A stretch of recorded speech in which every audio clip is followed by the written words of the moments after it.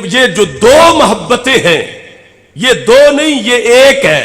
اعلی حضرت کے یہ لفظ لیس حب الصحابۃ لذواتہم ولا حب اہل البیت لانفسہم میں یار بیان کیا صحابہ رضی اللہ تعالی عنہم اور اہل بیت اطہار رضی اللہ تعالی عنہم کے پیار کا۔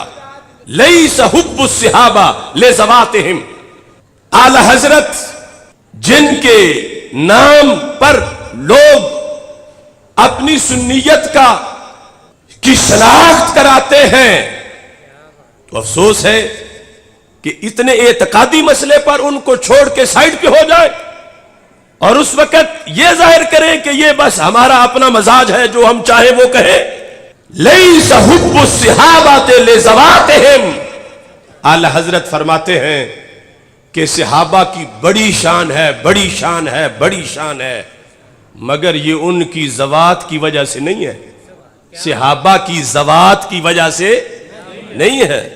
لیسا کا ترجمہ سب کو آتا ہے، لیسا حب الصحابۃ لذواتہم کہ شریعت نے ان کا پیار لازم کیا ہم پہ، مگر وہ پیار ان کی ذوات کی وجہ سے نہیں ہے، ان کی پرائیویٹ حیثیت کی وجہ سے نہیں ہے۔ کس وجہ سے ہے؟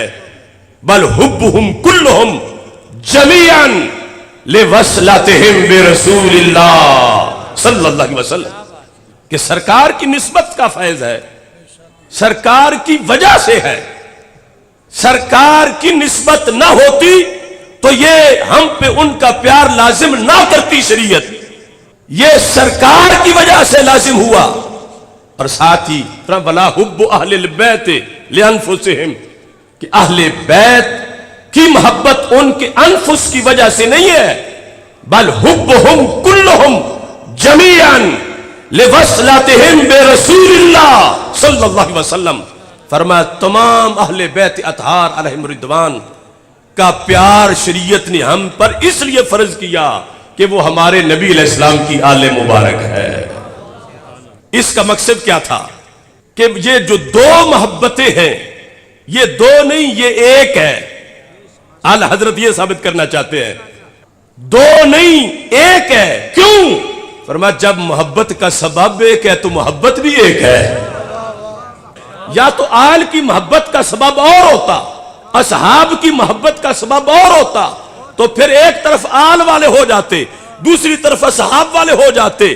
تو سرکار دو عالم صلی اللہ علیہ وسلم کی شریعت نے ان دونوں محبتوں کا سبب ایک بتایا، اور وہ ایک کون ہے؟ ذات رسول صلی اللہ علیہ وسلم۔